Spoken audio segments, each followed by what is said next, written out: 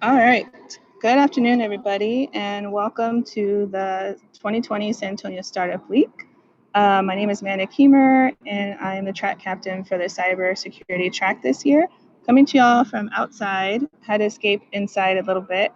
And this is our second event within the cyber track. Last week, if you joined us, we had three phenomenal women who represented different pieces of the cyber ecosystem from academia, federal government, as well as industry. And today, we're really excited to go a step further and continue our conversations around cybersecurity with a focus on protecting your hustle. So, as entrepreneurs, as small business owners, maybe as future startups and future business owners, it's really important to understand cybersecurity hygiene, how to protect your business, what that looks like, and local resources that can help you along the way. And so I'm really excited to bring this event to y'all today. And I'm happy to have Vic Maloy with us. And so Vic Maloy is retired Air Force. He's here in San Antonio, Texas, a great local resource for startups and entrepreneurs in the area. And Vic volunteers in a lot of different capacities. I will definitely give him the floor to share more details about his engagement across the ecosystem. But in particular, in his role here today, Vic is a project manager with the UTSA Small Business Development Center and helps businesses like yours every day with protecting their hustle. And so without further ado, I wanted to jump into the conversation. So Vic, over to you. Thank you. Thanks, Amanda. Appreciate it. And you make it look real good out there in the beautiful city of San Antonio, Military City, USA. And it's always great to share the platform with you. And want to send out a special shout to the San Antonio Startup Week Committee and the 80/20 Foundation. Thank you so much, because you guys are the heartbeat, and you make it possible for those who have dreams to own their own business or expand their business or be a part of the greater industry that's here in San Antonio, be that the biomedical space, be that the government space, or the hospitality and service industry, and all the travel things that we have here with the missions. And if your livelihood is here with education and higher education, just want to say welcome to each and every one of you.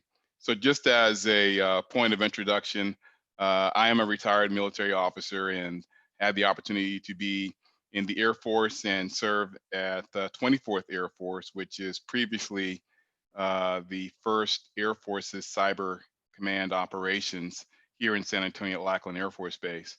And before that, I was active duty at NSA San Antonio, the NSA in San Antonio, when they were in their prior facility before the Moretti facility was erected here that we can now see today. So had a great background and opportunity to lead and serve side by side with soldiers, airmen, and Marines who carry out full spectrum operations.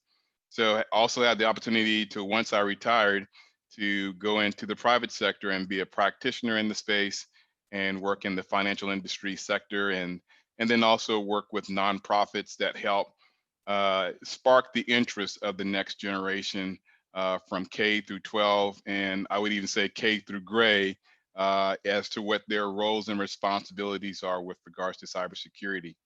So with that being said, husband, father, fellow vet, business owner, just, someone is here to help be your success partner and your I would say self-identified cybersecurity ambassador. So Amanda, what questions do you have before I jump into it? No, I think that's great. And I love hearing your background because it just shows, the diversity that goes into cybersecurity from all different perspectives. So I'll turn it over to you in terms of what you want to share today from a perspective of how to protect someone's hustle. What does a cyber incident response plan look like? Where does it come from? How can people, create one? And what are some local resources that they can reference along the way?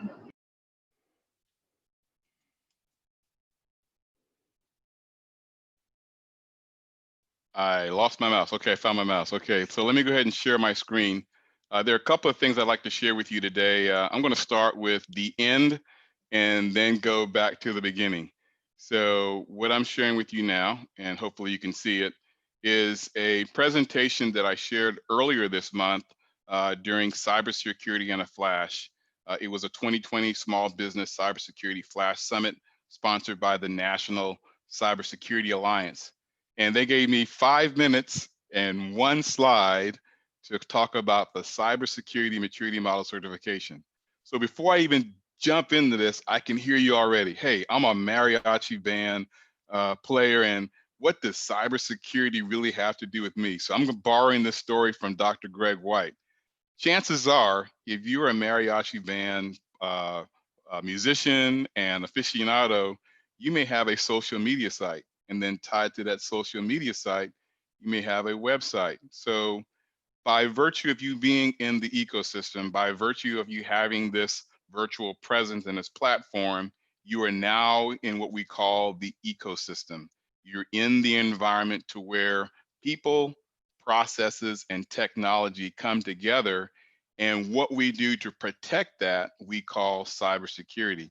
So I agree. I hope you would agree that you would not want your mariachi company to become victim to what unfortunately happened to my wife and I earlier this year, to where we're traveling out of town and we get this notification from our financial institution, hey, your account's been frozen. And we're going like, well, how could our account been frozen? Well, there's been suspicious activity detected, and that someone is doing an unauthorized change to your authentication. So in other words, someone had uh, accessed my wife's email account.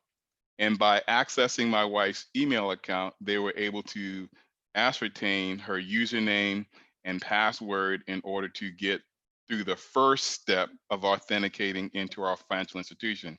So with that being said, if you're a mariachi band owner and you've got a bank account because you're getting you're entertaining the audience and you're doing such a great job and you're getting all this love financially and all this prestige and so forth, you probably have a bank account. And I bet you have that bank account on an app on your phone. And if you have that app on your phone, I'm pretty sure that you also have an email account linked to that app on your phone. And when you authenticate in, so authenticate in is just simple or a more complicated way of saying you sign in. If you don't use anything more than your username and password, and someone has gained access to your physical device, chances are they're going to exploit it. And they don't even have to touch your device in order to gain access to it by nature of wireless access points, or they have used the cellular network in order to spoof themselves into your device to navigate into your network. So cybersecurity maturity model applies to the smallest business entity and even to the largest entity. So coming out right now, the cybersecurity maturity model certification is primarily focused upon businesses that want to work with the Department of Defense or the US government. In the past, they have used a framework that was hosted by the Department of Commerce, Chamber of Commerce, and they codified a framework, a cybersecurity framework, and I probably should jump to that slide since this is where we're going to.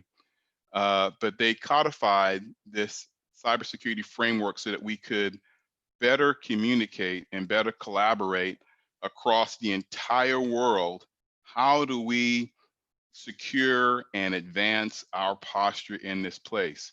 So the attributes are identify, or the program breaks out into 5 key areas: identify, protect, detect, respond, and recover. So the whole theme of this session is how to create an incident response plan. There is no way in 1 hour that it would do justice as to what it takes for you to put in place an incident response plan, because it is very involved, but it's very critical and important so that you can have business resiliency. And if you're going to be a small business and you plan to scale and grow and bring on different employees or serve different customers, you have their information. and they're going to want to know how you're protecting their information. Or if you expand and let's say you want to work with the Department of Defense, they're going to want to know what is the level of trust and confidence that they can place in you because you've documented and you've exercised and you've assessed your ability to defend, protect, and identify all of those actions that you need to have with regards to your subcontract or your work agreement or work proposal that you want to submit. So they're going to look at the 5 areas. How do you identify? How do you protect? How do you detect, respond, and recover?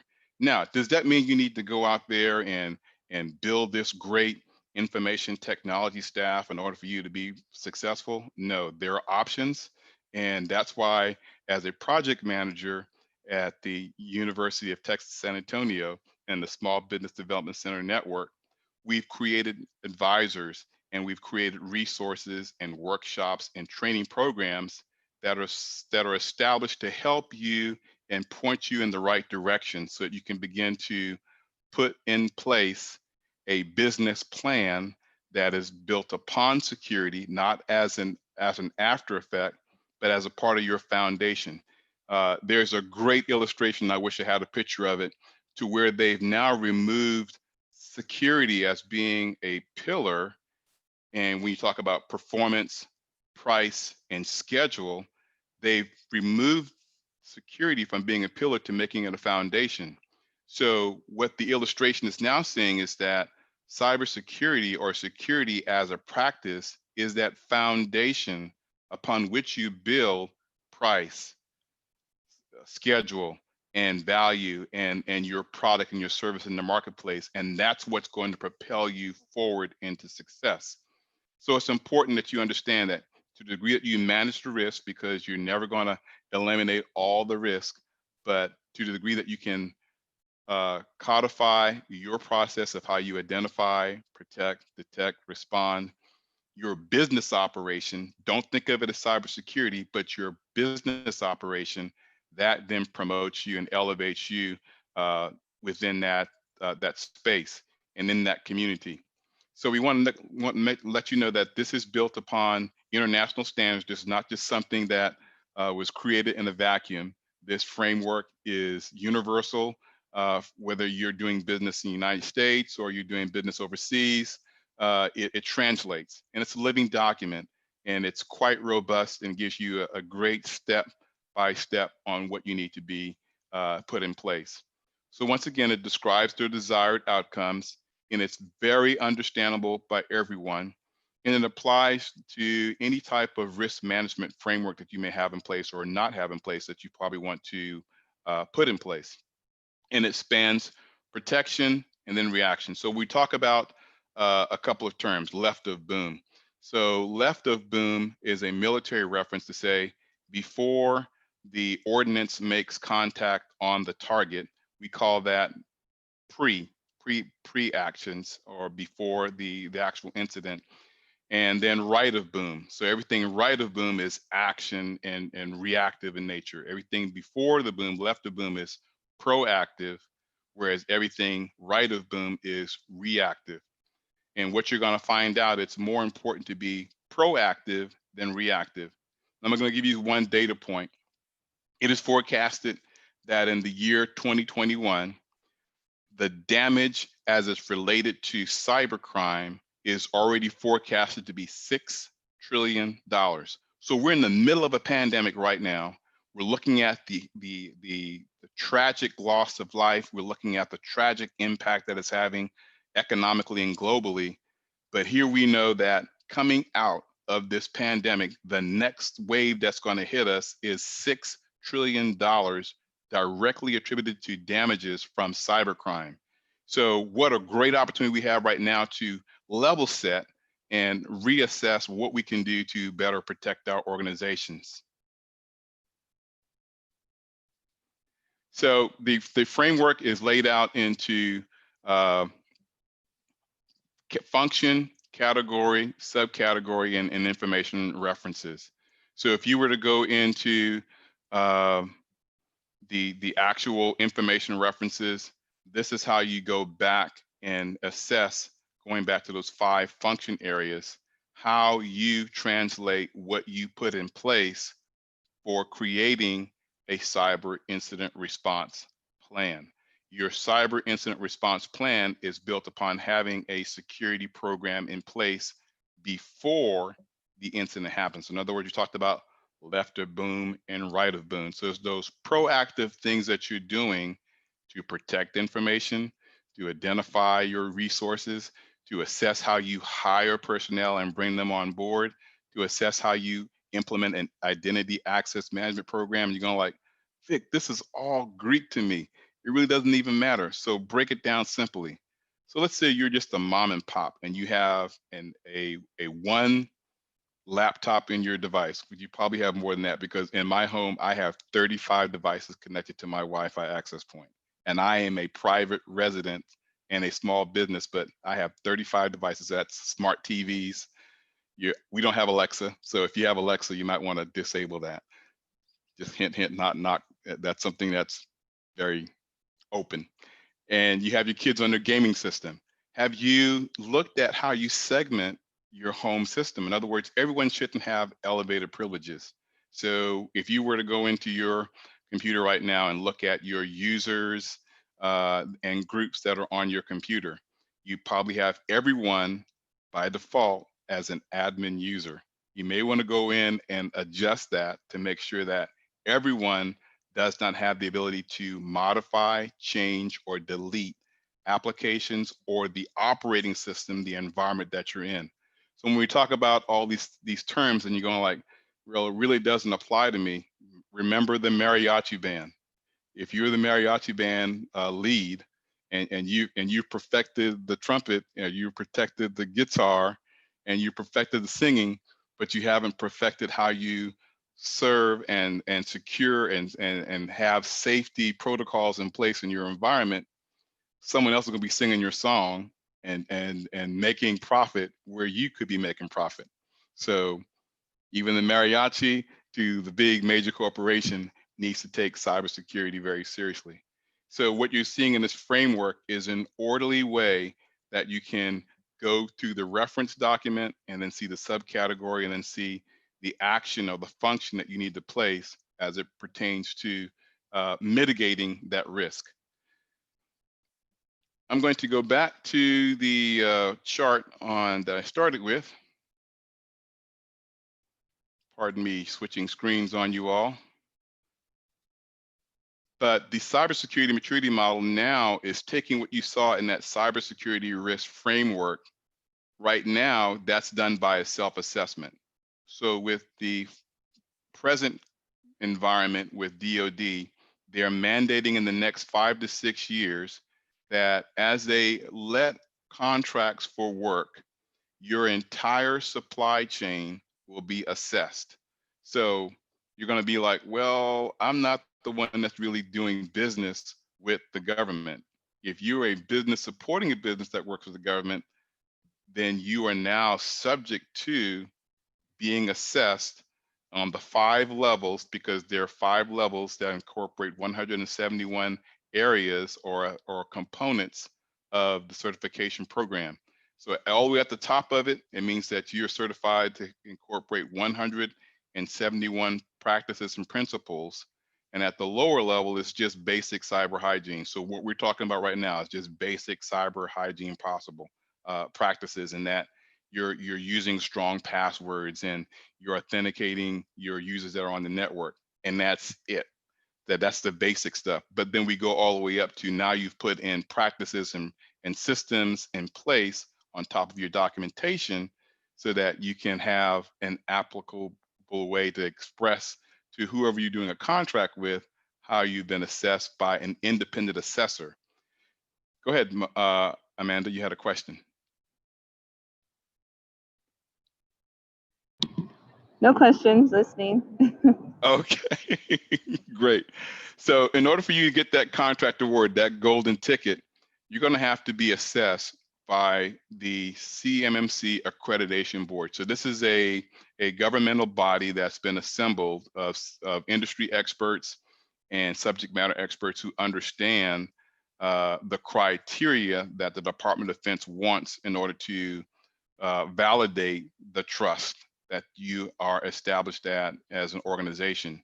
So your maturity model is assessed based upon the degree that you apply all those practices and principles at the different levels. So there's layer one, like I told you, that's the basic cyber hygiene. And then it goes to a higher level, level two. And then they add on top of what you do at the basic level with more stringent requirements, more documentation, more proactive measures that allows you to detect at the top level advanced persistent threats.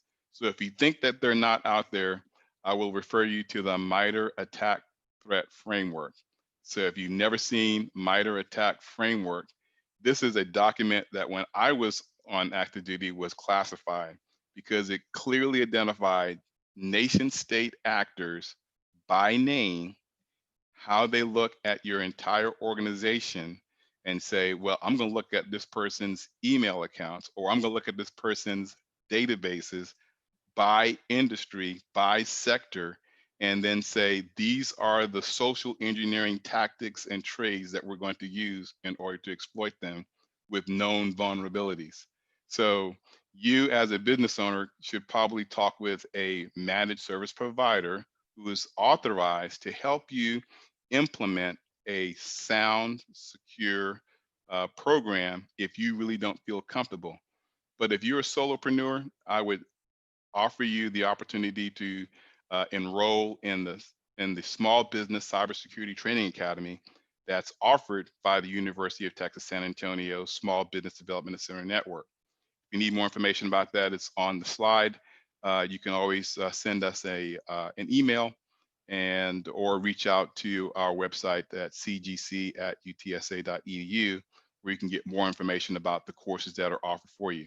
Some of them are at no cost, and then some of them are at a minimal cost to offset for the assessment tool that we provide for you that will take you step by step with instructors that lead you through, okay, this is how you do step one. And at the end of the block of instruction, they'll say, okay, now your homework assignment is to go in and fill out your policy. And they have a template. So you'll fill out the template in the policy. And then once you fill out the template in the policy, then they give you a tool to say, okay, on a grade of 1 to 5 or 1 to 7 as it relates to that area, assess yourself. And then once you assess yourself, now you have the beginnings of a written program that has been assessed, that now you can invite another entity to come in and take a look at your group and say, yeah, we validate and verify that, yes, you have these practices in place and you have the documentation so that with implementation, you've increased your level of security.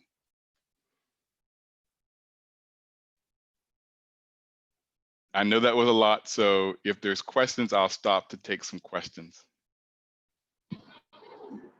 Hey, Vic. So it looks like we have a question in the chat. So the question says, what is your view on application security and a database administrator responsibilities? Very good question. Application security really needs to start with, what is the actual function? I think a lot of times people look at the application, well, I need to have Microsoft Suite. Well, that's a solution.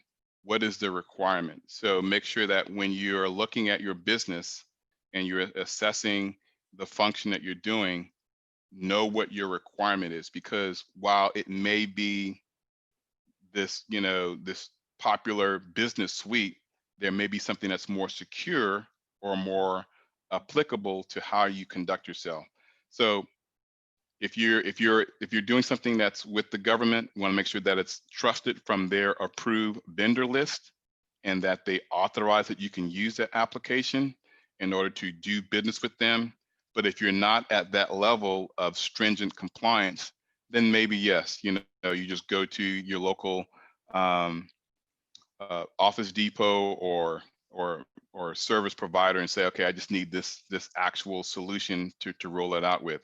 But I would say that you'd want to make sure that it's kept updated, that it meets your business objective, and that it's properly encrypted, You don't want it to not be protected or, sitting where someone has unauthorized access to it. So you want to make sure that it's locked down with those authentication those principles. And what was the second question?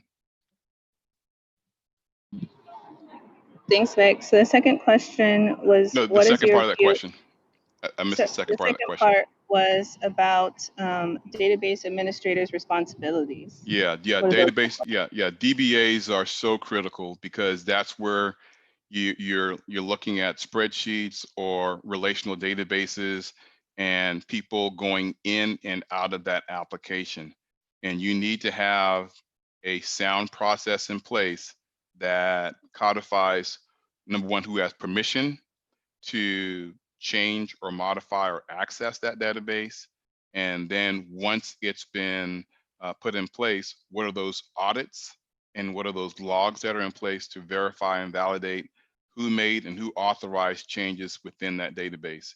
While you may think that's burdensome and overtaxing, when you talk about governance, risk, and compliance, failure to have a strong database administration program will come back and cost you more right of boom than left of boom. So it's more important for you to, as you're administering your DBA program, that you validate whoever that individual is that you've trusted to be your database administrator to be certified, and then make sure that they are going through the policies that are in place and the practices that are in place, and you have a strong authentication as to the validity and the integrity of the data that is being supported, because most likely that's governed by HIPAA. And if it's not governed by HIPAA, if you're in the health information privacy area, it may be governed by FINRA or financial in regulations and organizations. So, or the point of sales, and that's not it. It's the I'm drawing a blank. PCI, yeah, the payment credit card industry DSS standard. So make sure that you've gone through your entire business process to know and take responsibility for those regulatory requirements, those governance requirements that need to be in place, and then the policies and practices. Hopefully that answers that question.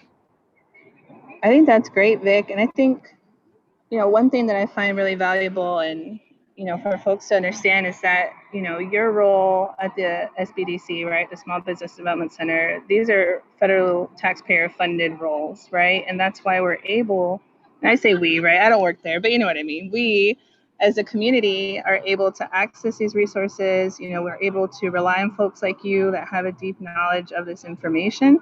And at the end of the day, what we're trying to change is the mindset, right? To kind of bring about this security mindset, like you said, of not having security be an afterthought, not waiting for something to happen and then reacting. But all of this is proactive work that we can do now.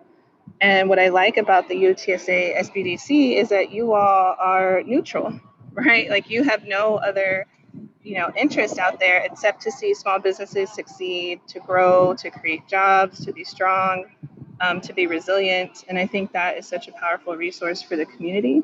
And I think particularly for startups and small businesses who might be watching this or listening in, I think it's important because what we're also trying to do is have this shift, and for folks to realize that as a startup, your competitive advantage is to be secure. Yeah, your competitive advantage is to protect your hustle.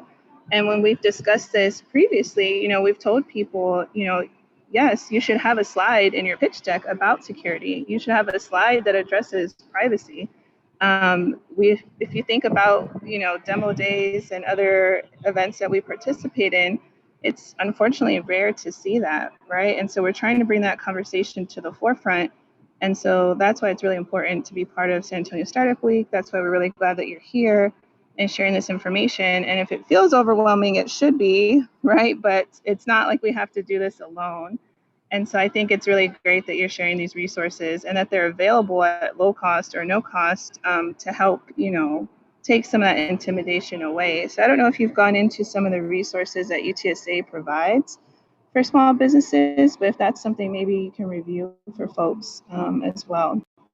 Sure thing. So the Small Business Development Center network at UTSA is like you said, it's government funded, grant funded, to make sure that all of the small business administration resources are readily accessible to any entrepreneur. And basically, when you're an entrepreneur, you're what? You're a risk taker, but you're not risk. We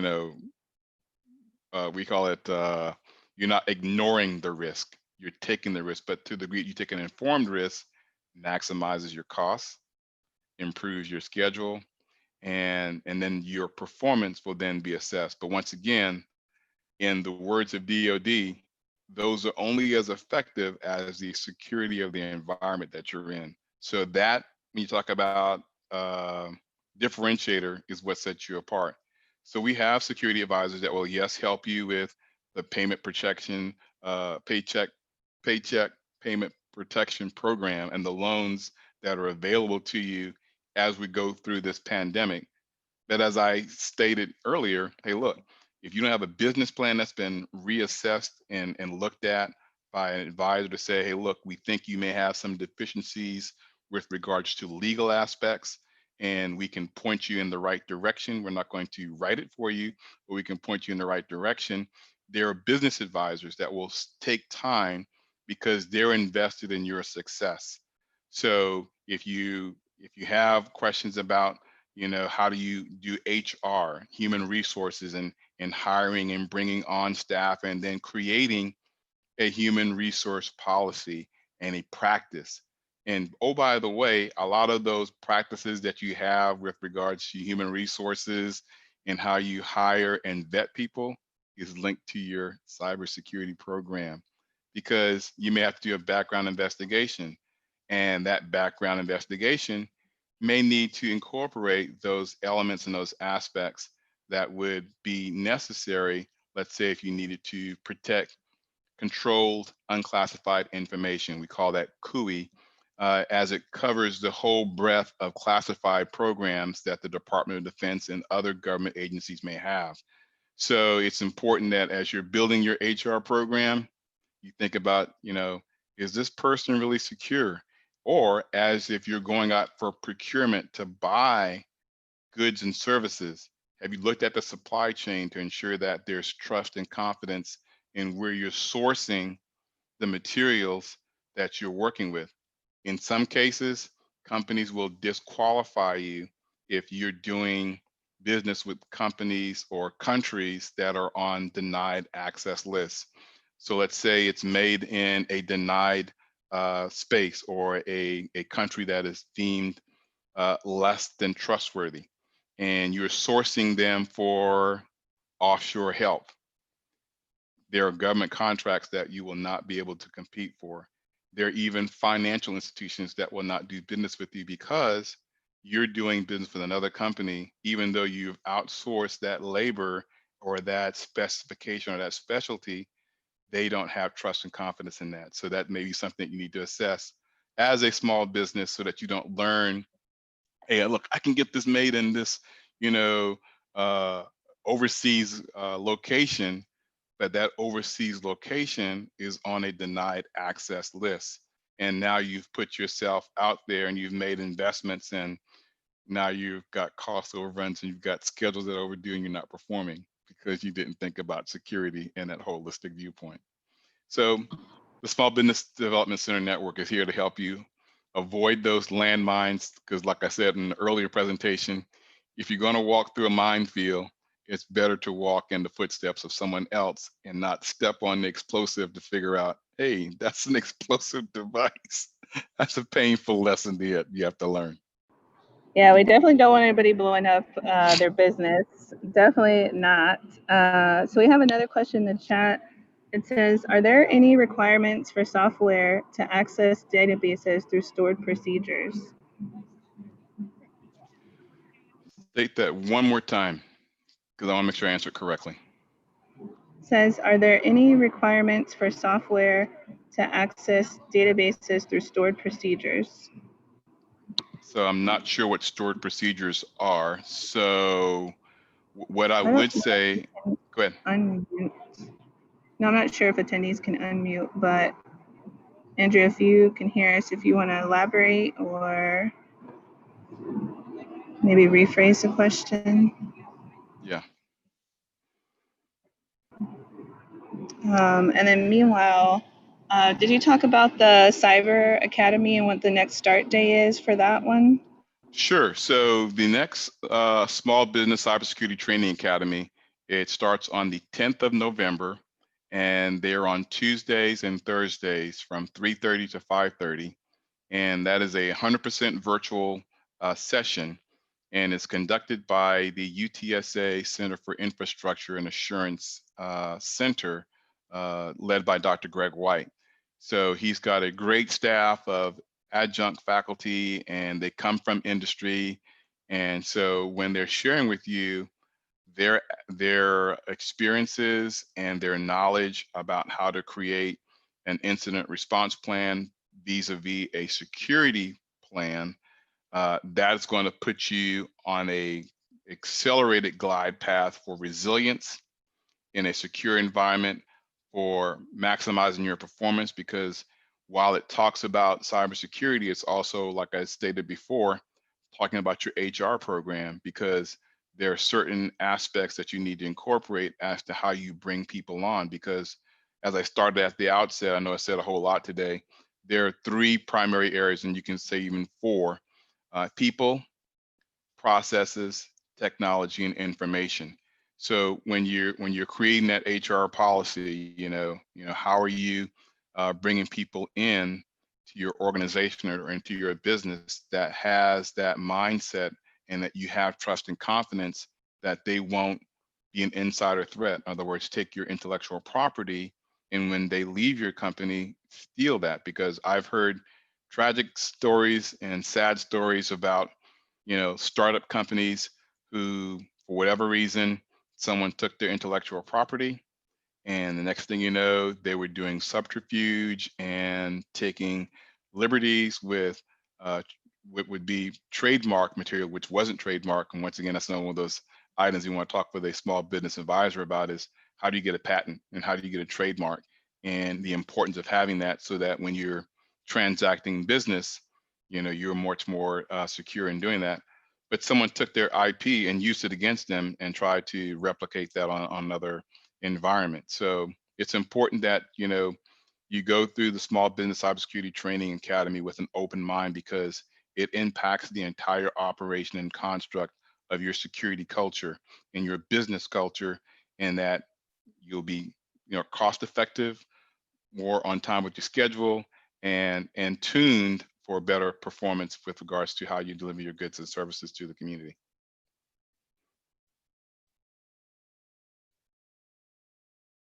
I see some more Gotcha. questions. Thanks, Vic.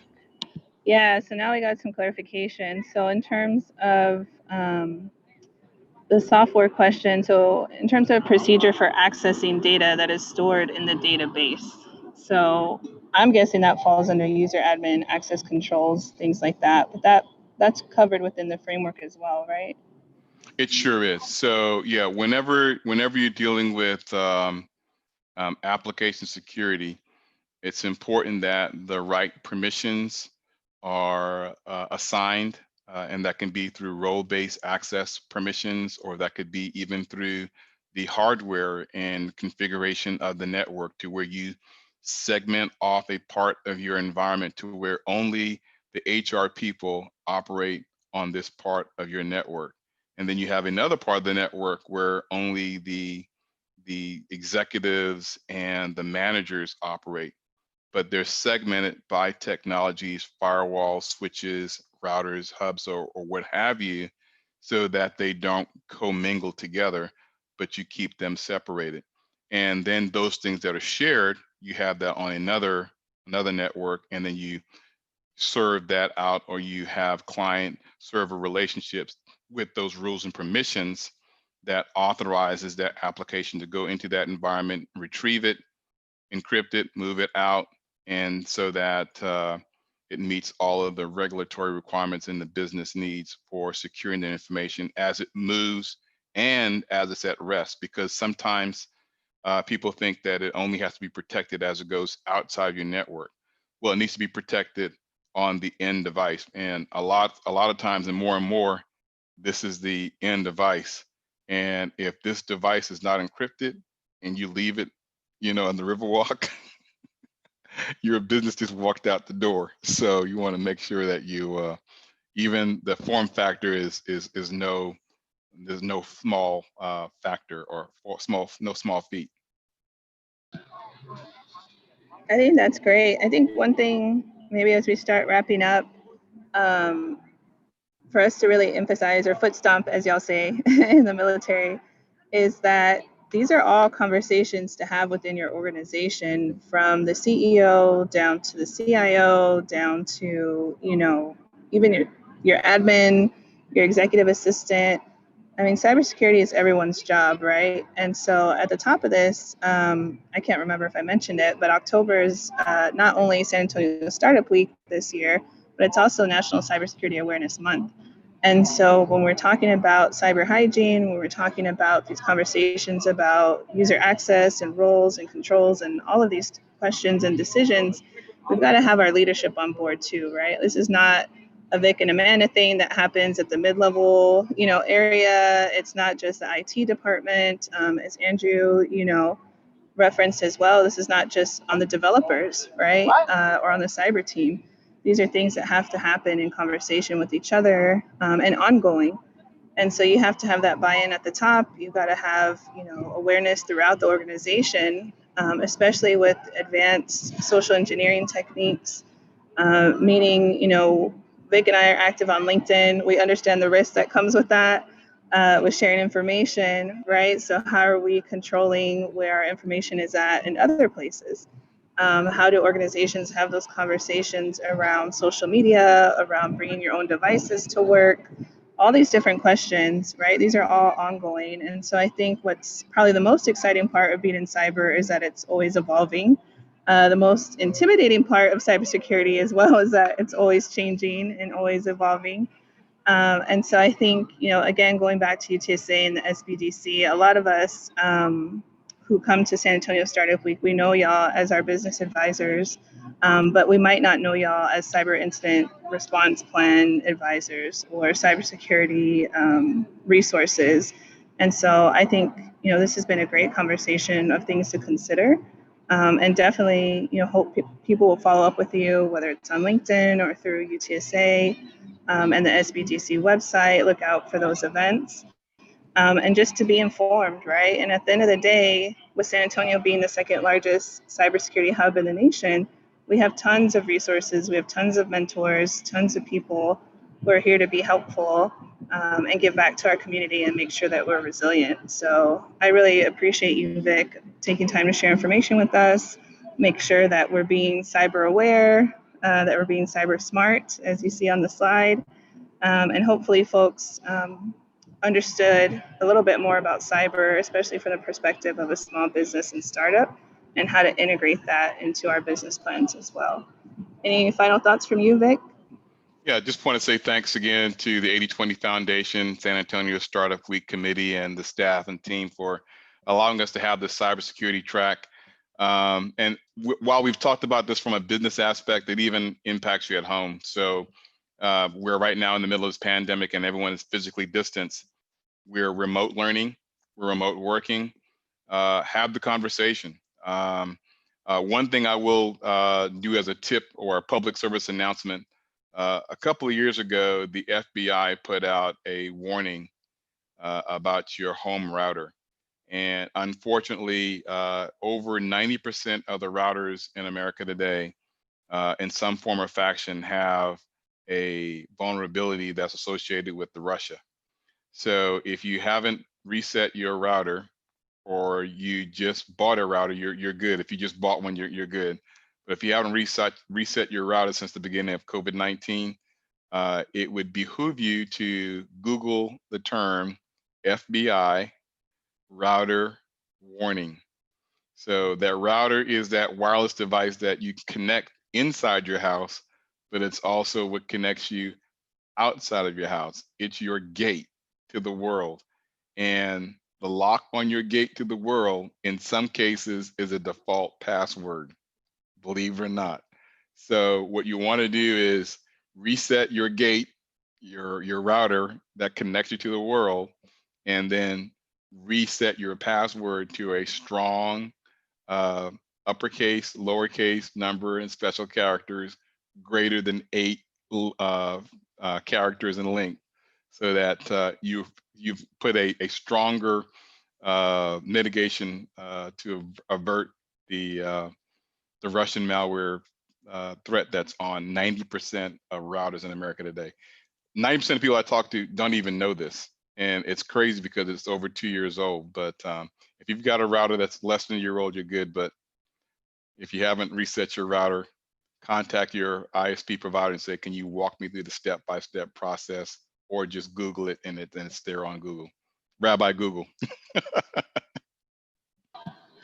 Awesome. Thanks, Vic. That's a great tip. And hopefully that helped to protect a few more households today. So yeah, thank you again, Vic, for participating. Thank you to UTSA for lending us, your expertise for an hour.